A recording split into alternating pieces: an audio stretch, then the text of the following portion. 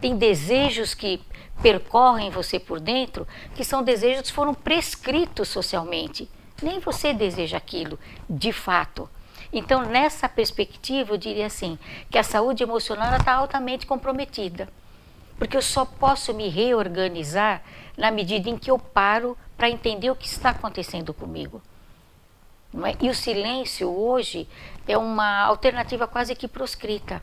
Eu diria assim que o amor é visto hoje como uma bênção ambígua.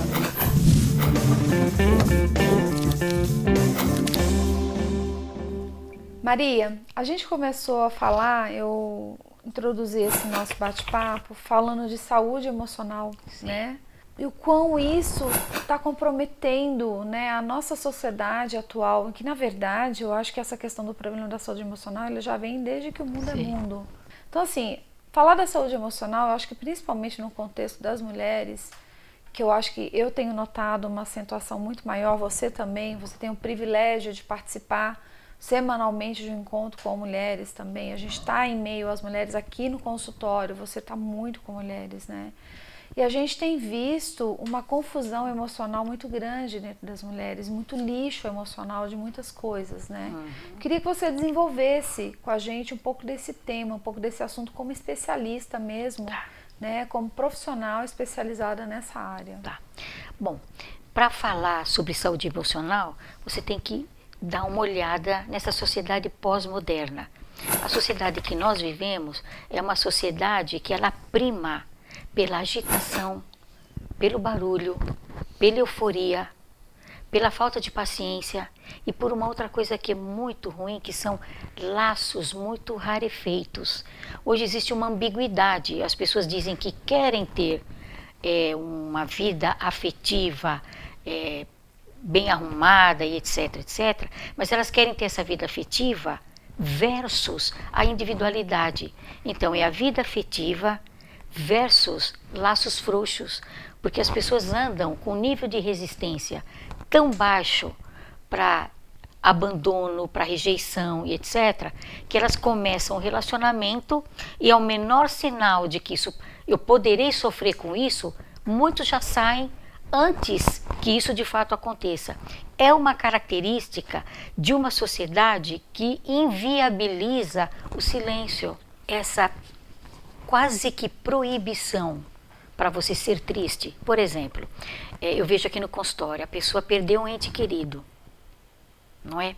Ela vem para o consultório porque assim, vamos imaginar uma mulher, porque o marido diz, não, ela está triste demais, não sei o que, não sei o que. Você fica pensando, meu Deus do céu, ela perdeu um ente querido, é normal que ela esteja triste. Ela vai ter um período de luto para debelar, mas se bobear, o que vai acontecer? Ela vai procurar um psiquiatra para tomar um antidepressivo, um ansiolítico, e daí para frente existe quase que uma proibição numa sociedade eufórica que você viva esses sentimentos que são mais delicados.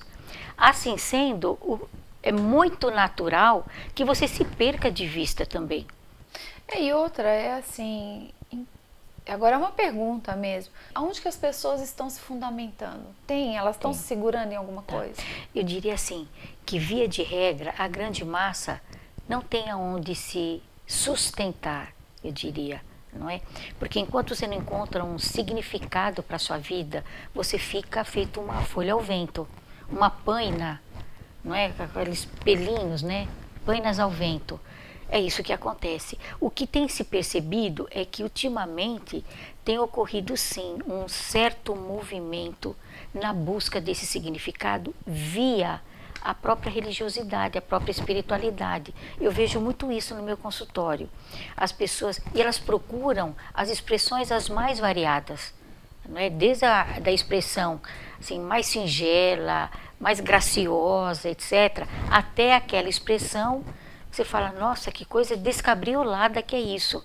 Então, o que a gente vê, por exemplo, no nosso país, é uma situação muito complexa, onde você olha para frente e essa visão se afunila, ela não se alarga, você não tem hoje alternativas que te convençam da possibilidade de uma melhora. Então, isso vai trazendo ao ser humano que estava acostumado a se pendurar em coisas concretas, isso está trazendo ao ser humano um nível de insegurança absurdo. Angústia. E muita angústia, não tenha dúvida. E paralelo a isso, você vê esse movimento que tem brotado de busca, eu diria assim, numa linguagem muito simples, sem nenhum receio de má interpretação. Na realidade, é busca de um Deus que me garanta me oferecer colo.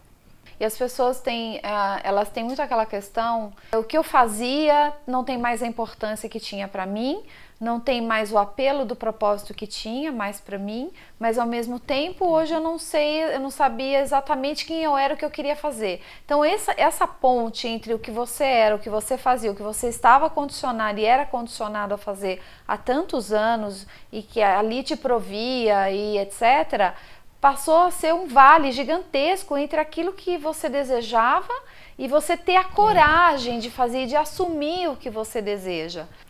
Há uma palavra, aliás, há um verbo de ordem que sintetiza isso que você falou. Então, assim, chega uma hora que é muito importante você se reinventar. Existe uma fase que o Jung chama de metanoia. É como se você entrasse num túnel escuro. E porque ele é escuro, você vai ter que desenvolver habilidades adicionais para poder transitar. Mas é túnel, não é gruta, a gruta é fechada, a gruta não tem saída. Reinventar-se significa entrar nesse túnel, desenvolver habilidades ali, adicionais. Aliás, pensar habilidades que até que você tinha e não sabia que você tinha e sair desse túnel bem modificada. Tem gente que fala assim, não, mas depois de ter me esfolado nesse túnel, vou sair toda lenhada do lado de lá. Não. Assim como você, quando está no túnel, fala, puxa, como eu estava bem lá atrás, nossa, que fase é essa? Isso é mentira. Porque se estivesse bem lá atrás, não estaria no túnel agora. Exatamente. E daí para frente. Então, o reinventar-se é uma condição fantástica para a vida. E Maria, tá muito, eu acho que também essa cura da emoção, eu não sei se a gente pode chamar cura de emoção, né? Existe cura de emoção ou a gente aprende a lidar com as nossas emoções e viver de uma maneira diferente? Porque assim, não é curar, não é o paliativo, vir fazer a cura daquela dor, mas ela me ensinar, ela me dá os meios, me mostrar quais são os meios que eu posso ter para lidar melhor com as minhas emoções. Né? E aí eu tenho notado que você fala, mulher depois dos 40. Maria, eu tenho ficado assustada, porque não é depois dos 40. A gente tem visto jovens de 25, 28, 29, muito mais novas, né? Com uma inconstância muito grande, porque talvez assim, eu vivendo toda essa experiência do 40 a mais aí, né? Bem mais já, eu trago o seguinte, eu tenho que ser permissivo. Porque com 45, 40 e algumas coisas, né? Porque a gente não precisa entrar no detalhe. 40 algumas coisas, a gente tem que ser permissivo, né? De olhar e falar o seguinte, bom, vamos lá, é daqui pra frente, o melhor dia agora e o amanhã, vamos uma coisa de cada vez. Só que assim, é um número muito assustador, né? E é uma quantidade muito grande de jovens, mulheres jovens perdidas, que querem um relacionamento a todo preço, querem uma felicidade a todo preço. Essa crise que você, eu diria, essa insatisfação, essa infelicidade generalizada, isso ocorre em qualquer fase da vida, até na criança, não tenha a menor sombra de dúvida. Mas há uma coisa aí que percorre bastante o ser humano, é a diferença que tem entre solitude e solidão, não é? A solitude, eu estou comigo, não estou com outra pessoa, não é? E eu consigo me relacionar muito bem comigo. É um momento gostoso de estar comigo. Tanto é que mesmo a pessoa que é extremamente extrovertida, tem aquela horinha que ela fala, não, preciso bater em retirada, não é? Preciso ficar comigo, aí preciso ficar em silêncio e daí para mais. Quando você diz sobre a cura das emoções, eu diria assim, no processo terapêutico, né, no consultório, o que a gente faz é ajudar o cliente a trazer à luz as suas dores, a sua história. Então, fazer com que isso emerja, para que você depois possa conferir isso e montar um novo mosaico. E aí acontece, após um bom trabalho, né, em cima disso, a transformação deste olhar sobre as emoções. Muito bem. E você desenvolveu uma técnica, né, muito sua, para fazer lidar. uma leitura diferente dessas emoções através do paciente e tal, porque nem sempre ele vai realmente falar. E aí você desenvolveu uma técnica muito legal. Me conta um pouquinho dessa técnica, porque eu achei minimamente diferente. Eu acho que é onde realmente você vai... você usa muito o termo pinçar, né? Isso. Você pinça, Isso. né? Bom, primeiro que toda dor pede para ser curada. Isso é um princípio básico. Mas ao longo dos tempos eu pude perceber que existem dores que são difíceis de serem faladas. Elas são difíceis de serem faladas.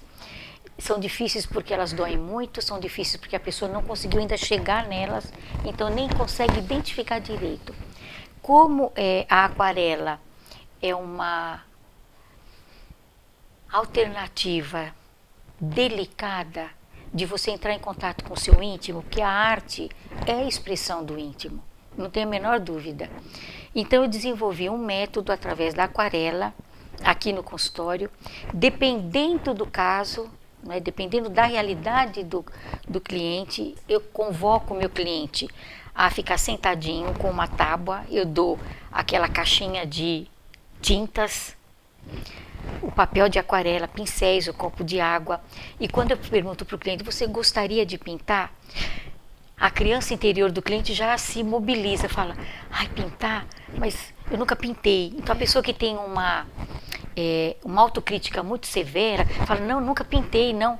A pessoa que não tem essa autocrítica tão severa, fala, nossa, que delícia. Aí eu coloco isso e ensino para a pessoa noções básicas de como se aquarela, não é? Molhando o papel, depois pegando tinta. A proposta não é a pessoa se tornar um aquarelista. A proposta é projetar naquele papel alguma coisa lá de dentro.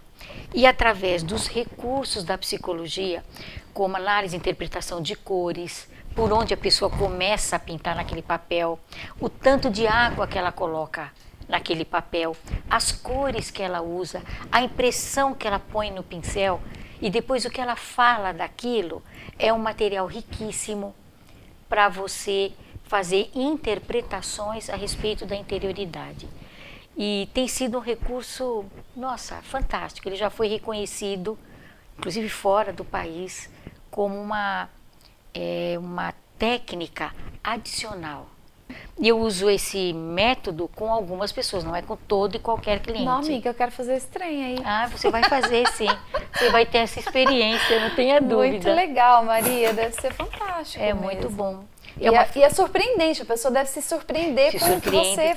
Depois você vai elencando daquela pintura. E também é interessante a experiência que a pessoa tem com a criança interior dela, porque é uma experiência lúdica. Não tem certo e errado, não é? Não arte tem, não tem. Não tem né? certo e errado. Então a pessoa fica, nossa, mas sei lá. Ai, desculpa, eu pus muita tinta. Eu falei, não tem problema, ponha. Assim como tem uma coisa linda na aquarela, você começa de lá para cá, não é daqui para trás, é daqui para lá. Isso diz muito. Outra coisa bárbara é o papel em branco. O papel em branco é um outro capítulo da sua história de vida. Tem a ver com análise. A água pura são os recursos que você tem dentro de você. Não é? Às vezes a capacidade de ter esperança, capacidade de sonhar. Às vezes a água pura é a dor. É o que você tem mais puro dentro de você. São certas histórias de vida que você já viveu e daí para frente. E depois disso, a experiência ela é muito... Bom, eu adoro aquarela, então para mim é uma experiência riquíssima mesmo.